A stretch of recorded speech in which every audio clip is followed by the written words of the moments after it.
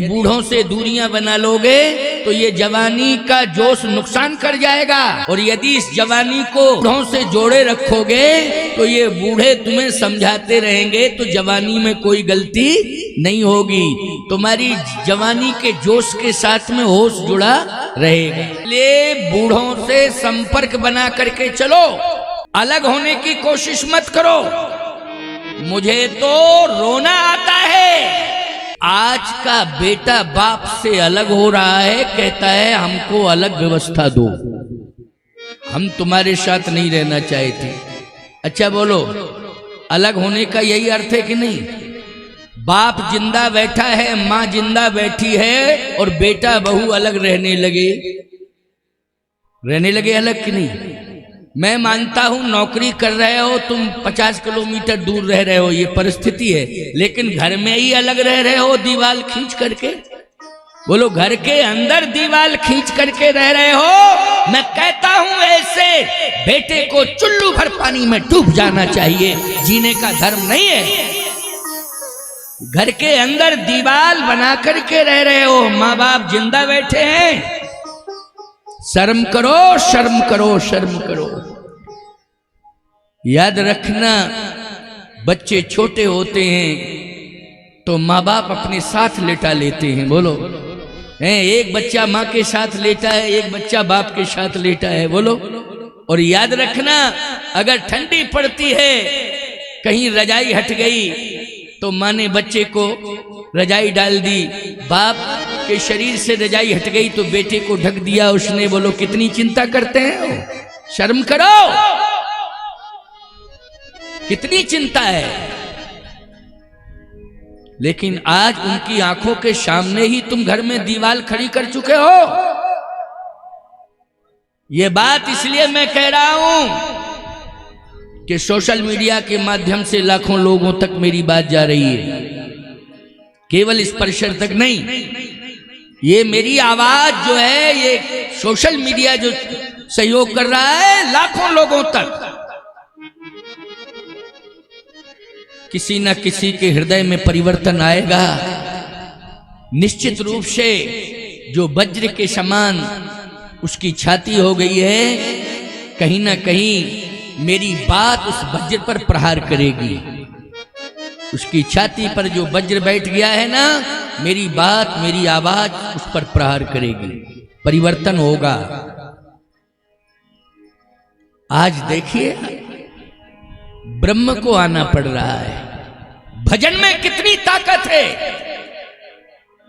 तीर्थ में जाने से क्या फल मिलता है, उसका फल आज इस कथा से तुम्हें समझ में आ जाएगा। भजन का फल क्या है वो भी समझ में आ जाएगा। होए न विषय विराग, भवन बसत भा चौथपन, हृदय बहुत दुख लाग, जन्म गयऊ हरि भगति बिन। तो महाराज मनु रो रहे हैं। चतुर्थ अवस्था है। चतुर्थ अवस्था मानी अंतिम पड़ाव है, नहीं? अंतिम पड़ाव की यही है चतुर्थ अवस्था। पहले हजारों साल जीते थे लोग, क्यों भाई? अब 100 साल भी नहीं जी पा रहे हैं। अब तो 100 साल की आयु में भी 50-50 हो गया मामला। 50 साल के बाद जो है सोचना पड़ता है, सोचना पड़ता है। क्या बताऊं, एक बाप का बेटा, बाप की उम्र थी 55 साल की, और बेटा 18 साल में बिगड़ गया। एक ही लड़का था। हमसे बोले महाराज जी, बेटे से तो अब उम्मीद नहीं, 18 साल की आयु हो गई, लेकिन ना पढ़ता है ना लिखता है, शिकायतें बहुत आती हैं, और रात्रि को 12-1-2 बजे लौटता है, और वो भी ठीक हालत में नहीं लौटता है। मैंने कहा कोशिश करो संभालने की। बोले प्रयास कर लिया है लेकिन स्थिति खराब है, तो आप कमरे में आओ, आपको बताएं हम कि क्या। तो 13 लोटा धरें, चटाइयाँ धरें।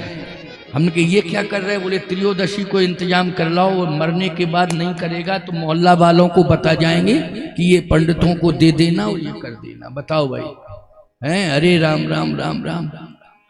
ये 13 का इंतजाम कर लिया उसने पहले से। कहा एक ही लड़का, कोई है ही नहीं, वो भी आवारा हो गया। यानी बाप को ये उम्मीद नहीं है कि ये मेरी अंत्येष्टि भी करेगा। हो सकता है कि बाप मर जाए तो खोजना पड़े, वो डरे हैं शराब पिए कलकत्ता। बंबई में तो कौन ला रहा है उनको? खबरदार, ऐसी संतान भगवान किसी को न दे संतान तो माँ बाप की भक्ति करने वाली संतान हो, माँ बाप को संभालने वाली संतान हो, माँ बाप को सुख शांति देने वाली संतान हो। ऐसी संतान भगवान दे। और ऐसी संतान अगर तुम्हें इस जन्म में नहीं मिली तो अगले जन्म में मिलेगी, लेकिन भजन ज्यादा से ज्यादा कर लोगे तो अवश्य मिलेगी, इसमें शंका नहीं। क्योंकि पुण्य ज्यादा से ज्यादा होते हैं तो संतान अच्छी मिलती हो, पुण्य बिगड़े हुए होते हैं तो परिणाम भोगना पड़ता है। इसलिए याद रखो, ज्यादा से ज्यादा यज्ञ में सहयोग करो और भजन करो, सेवा में समय दो।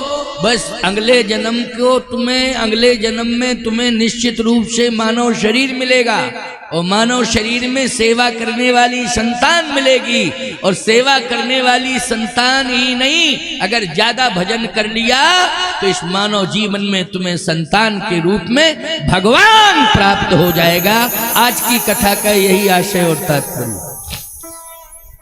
देखिए, एक राजा को भगवान कैसे मिल रहे हैं।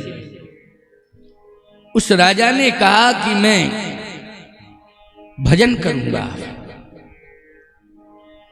क्योंकि मैंने धर्म तो खूब किया, धर्म करने में कमी नहीं रही, लेकिन भजन नहीं कर पाया,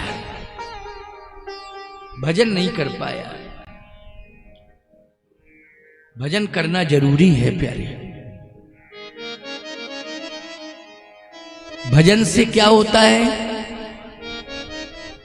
धर्म होता है जीवन में, लेकिन कुछ ऐसे भी लोग होते हैं जो धर्म तो करते हैं, भजन नहीं करते। क्यों भाई, करते हैं कि नहीं? जैसे एक व्यक्ति ने मंदिर बनवाया तो धर्म किया, मूर्ति प्रतिष्ठा करा दी, धर्म किया, लेकिन गलत आदतें नहीं छोड़ी माने। तो क्या फायदा रहा मंदिर बनवाने से, बोलो मूर्ति स्थापना करने से? पैसा था तो कर दिया तुमने, या भावना में बह के कर दिया, या हिंदू हो इसलिए तुमने सोचा कि बहुत पैसा है, हिंदू हैं हम, चलो मंदिर बनवा दो, लेकिन गलत आदतें नहीं छोड़ी। भजन करने से गलत आदतें दूर होने लगती हैं। भजन करने से क्या होता है? गलत आदतें दूर होने लगती हैं। एक उदाहरण माताओं आपको दे रहा हूं। भोजन तुम बनाती हो, भोजन जो करता है उसकी भूख समाप्त हो जाती है, क्योंकि तुमने भोजन दे दिया, भूख चली गई, क्योंकि तृप्ति मिल गई। क्या मिल गई? तृप्ति। लेकिन तृप्ति तो मिल गई, परंतु उस भोजन करने वाले व्यक्ति से पूछो कि तुम्हें भूख लगी थी, भूख बुझ गई, लेकिन स्वाद कैसा था? तो व्यक्ति का स्वाद तो ज्यादा नहीं मिला, लेकिन हाँ भूख लगी थी सो पा लिया, भूख समाप्त हो गई। स्वाद क्यों नहीं मिला भोजन में? क्योंकि भोजन किस भाव से बनाया गया, उसी भाव का प्रभाव भोजन पर पड़ जाएगा। बोलो, पड़ जाएगा क्यों? यदि प्रेम से आपने भोजन बनाया, श्रद्धा और विश्वास के साथ, भक्ति के साथ भोजन बनाया, श्रद्धा भक्ति उसमें समाहित हुई, तो पाने वाले को शांति मिलेगी, क्योंकि वो प्रसाद बन गया। जहाँ प्रेम से बनाया जाता है वो प्रसाद है, और क्रोध में बनाया जाएगा, निश्चित रूप से पाने वाले के अंदर भी क्रोध ही आ जाएगा, उसके अंदर भी अशांति आ जाएगी। इसलिए हमारा जो भाव बनता है वो प्रेम से बनता है, और प्रेम हमारे रोम रोम में कब आता है? जब परमात्मा के नाम का स्मरण हम करते हैं तब हमारे रोम रोम में प्रेम आ जाता है। इसलिए भजन करना जरूरी। बुढ़ापे में ज्यादा दौड़ धूप होगी तो निश्चित रूप से शरीर का कोई ना कोई अंग प्रभावित हो जाएगा। बहुत दिक्कत आ जाएगी। बहू में शक्ति है, दौड़ दौड़ के काम करेगी, घर को संभालेगी, ये व्यवस्था वो व्यवस्था। लेकिन सास बूढ़ी हो गई है, चलने फिरने की हिम्मत नहीं, इसलिए बैठ के उसको भजन करने दो। वाणी से बोल के तुमको अनुभव सिखा देगी, इतना ही बहुत है। ऐसे ही तुम्हारा बुढ़ापा है, बाप बूढ़ा हो गया है, सरकार भी 60 साल के बाद कहती है घर में बैठो। क्यों भाई, सरकार नौकरी कर रहे हो तो सरकार क्या कहती है 60 साल के बाद? कि जाइए, सेवा निवृत्त हो गए हो आप घर में बैठिए।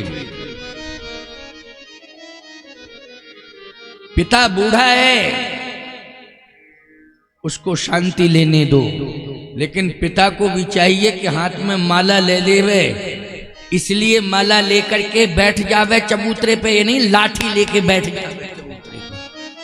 क्या मतलब, बुढ़ापे में बाहर बैठे हो लाठी हाथ में लिए हो? नहीं नहीं, माला लो हाथ में। जमाना चला गया लाठी का, माला। ये भाला छोड़ो, अब तो हाथ में माला लेकर के भजन करो, क्योंकि भगवान के पास जाना है। समय ज्यादा नहीं बचा है, उम्र चली गई, अब केवल भजन करो। बच्चे हैं, नौकरी करें, व्यापार करें, किसानी करें, सेवा करो। बच्चों, तुम्हारा यही भजन है। यज्ञ हो रहा है, यहां आकर के सेवा में लग जाओ। कथा भी सुनाई देगी और दौड़ दौड़ के सेवा भी करोगे और कथा भी सुनोगे। ये माइक लगाए गए हैं इसलिए तो लगाए गए, जो पास में बैठे उनके लिए नहीं लगाए गए। जो दूर दूर सेवा कर रहे हैं दौड़ दौड़ के, उनके लिए लगाए गए माइक। बोलो भाई, कि दूर दूर तक आवाज पहुंच जाए, उनके लिए नहीं लगाए हैं कि घर में बैठे रहो, 1 किलोमीटर माइक लगवाए देते हैं, वहीं से पड़े पड़े सुनो।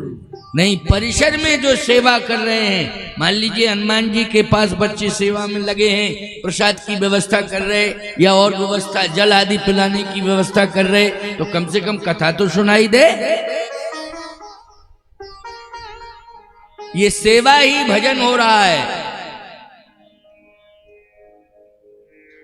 याद रखना, यज्ञ वेदिका पर जितने यजमान बैठे हैं, आहुतियां डाल रहे हैं, उनको जितना पुण्य मिल रहा है, याद रखना उनसे कम पुण्य सेवा करने वालों को नहीं मिल रहा है। खूब पुण्य मिल रहा है, ढेर सारा पुण्य मिल रहा है, कोई कम पुण्य नहीं, खूब अधिक पुण्य मिल रहा है। ऐसा मत मानना। सेवा दे रहे हो, यज्ञ वेदी पर देवताओं को भोजन यजमान दे रहे हैं, ये परिसर में जल पिला रहे हैं। बोलो भाई, ये सेवा नहीं है? ये भी तो सेवा है। मानव सेवा ईश्वर सेवा है। प्रत्येक मानव के हृदय में, आत्मा में परमात्मा बैठा हुआ है, इसलिए उसकी सेवा भी ईश्वर सेवा है। तो आज महाराज मनु ने कहा कि मैंने सब कुछ किया, यज्ञ किए हैं, मंदिर बनवाए हैं, गौशालाएं बनवाई हैं, पाठशालाएं बनवाई हैं, लेकिन इतनी उम्र हो गई है, बैठ करके भजन नहीं कर पाया। अब ये उम्र कह रही है कि बैठ जाओ बैठ जाओ बैठ जाओ, भजन करो, उम्र कह रही है, लेकिन फिर भी हम नहीं मान रहे हैं। इसलिए लोग दौड़ते दौड़ते ही, चिंता करते करते, चिल्लाते चिल्लाते ही चले जाते हैं। नहीं नहीं, बुढ़ापे में बैठ करके भजन करो शांति से, और बस परमात्मा का स्मरण करो, क्योंकि तुम्हारे लिए उसके दरवाजे खुले हुए हैं। लेकिन दरवाजे उसके लिए खुले हैं जो भजन करते हैं। उसके लिए दरवाजे खुले हैं, और जो केवल भोजन करके सो जाते हैं उसके लिए तो कुंभकर्ण का दरवाजा खुला है कि यहाँ आ जाओ। मैंने दरवाजा खोल रखा है, हमारे साथ आके बैठ जाओ, हमारे साथ रह जाओ। नहीं नहीं, हमें जाना किसके पास है? परमात्मा के पास। राक्षसों से संबंध नहीं रखना है, ईश्वर से। इसलिए आज ईश्वर कैसे मिलेगा सोचिए जरा। बुढ़ापे में ही महाराज मनु को ईश्वर मिला, और बुढ़ापे में ही महाराज दशरथ को ईश्वर मिला। बुढ़ापे में, बचपन में प्रहलाद जी को ईश्वर मिला, बचपन में ध्रुव जी को ईश्वर मिला, प्रत्यक्ष प्रकट हुआ है। किसमें मिला है? बचपन में। इसका मतलब यह है कि दो का जीवन निष्कपट होता है, इसलिए ईश्वर मिलता है, एक तो बच्चे का, एक बूढ़े का। कहते नहीं है बुढ़ापा आ गया तो कहते देवता बन गया। क्यों भाई कहा जाता है ना, बूढ़े को क्या कहा जाता है? अरे बिल्कुल बात मत करना, वो देवता है घर का, बैठा रहे। अच्छा देवता है, बैठ जाता है कि नहीं बैठ जाता है? मंदिर में देखो मूर्ति की प्राण प्रतिष्ठा करा दी, अचल प्रतिष्ठा हो गई। ऐसे ही देवता बन करके बुढ़ापे में अचल प्रतिष्ठा हो जाती है। जब बुढ़ापा ही आ गया है तो याद रखना, तुम देवता बन जाओ, लेकिन केवल उम्र बूढ़ी हो जाए इसलिए नहीं। बुढ़ापे में बैठो लेकिन माला लेकर के राम राम जपो, तभी तुम निष्कपट हो पाओगे, तभी निर्मल हो पाओगे। ऐसे नहीं कि खाली बैठे बैठे आंखें निकाल रहे, क्या मतलब का ऐसा बुढ़ापा? नहीं नहीं, सारे दोष दूर हो जाएं भजन करते करते। इसलिए भजन करो, भगवान मिलेंगे। और बच्चे में कोई दोष नहीं होता है, इसलिए बच्चे को भगवान मिलते। प्रहलाद जी की अल्प अवस्था है, ध्रुव जी की अल्प अवस्था है, भगवान मिल गए। बंदो बाल रूप सोई रामू। और जवानी में दोष आ जाते हैं, जवानी में ईर्षा दोष आ जाते हैं, जवानी में वाणी बिगड़ जाती है, स्खलन होने लगता है शब्द का, क्योंकि ऐसी जवानी शरीर में आ जाती है कि शब्द भी अनियंत्रित हो जाते हैं। ये शरीर अनियंत्रित हो जाता है। कहते जवानी के जोश में गलती कर डाली, लोग कहते हैं जवानी के जोश में गलती कर डाली। इसलिए मैं कहता हूं वृद्धों के संरक्षण में जवानी रहे तो जवानी की जोश में होश रहेगा। मैं हमेशा कहता हूं तुम बच्चे हो, 108 बार नाम जप लिया करो बस। स्नान करके भगवान के सामने पुष्प चढ़ाओ, चाहे बेटी हो चाहे बेटा हो, स्नान करके जाओ, घर में ही भगवान है, पुष्प चढ़ा दो और तुलसी की माला रखी रहे वहां भगवान के मंदिर में। आंख बंद करके बस भगवान का नाम जप लो, 108 बार ही जप लो, इतना ही जपो। भले ही जवानी है, भले ही व्यस्त हो, कितनी ही भागदौड़ करते हो, लेकिन समय थोड़ा सा 10 मिनट का दो। अच्छा व्यस्त लोग क्या अपनी चर्याओं में समय नहीं देते हैं? भोजन के लिए समय नहीं निकालते हैं? ड्यूटी पर भी रहते हैं तो बीच में थोड़ी छुट्टी मिलती है भोजन के लिए, अवकाश, मध्यावकाश क्या बोलते हैं, इंटरवल कहते हैं, क्या कहते हैं, इंटरवल। हाँ मिलता है, किसके लिए मिलता है? इसीलिए मिलता है। छुट्टी लेते हो तुम, कितने व्यस्त हो, लेकिन तुम सब ये नहीं सोचते हो कि हम भजन के लिए भी 10 मिनट निकालें। भजन के लिए भी 10 मिनट दो। 10 मिनट का अभ्यास बुढ़ापे तक 10 घंटे के अभ्यास में बदल जाएगा। बुढ़ापे में 10 घंटे भजन करोगे, अगर जवानी से तुमने भजन का अभ्यास बना लिया 10 मिनट केवल, और 10 मिनट देने में कोई दिक्कत नहीं। क्यों? तुम्हारे रोम रोम में पवित्रता आ जाएगी, तुम्हारी वाणी में कभी भी किसी भी प्रकार का क्रोध नहीं आएगा, संयम रहेगा, संतुलन रहेगा, और आपके व्यक्तित्व में निखार आ जाएगा। और आप जब भी जहां भी पहुंचोगे जिस कार्य के लिए, वो कार्य के सफलता में भगवान का नाम परम सहयोगी बन जाएगा, परम सहयोगी। बिगड़े हुए कामों को बनाने वाला है तो भगवान का नाम है, जो बिगड़े हुए कामों को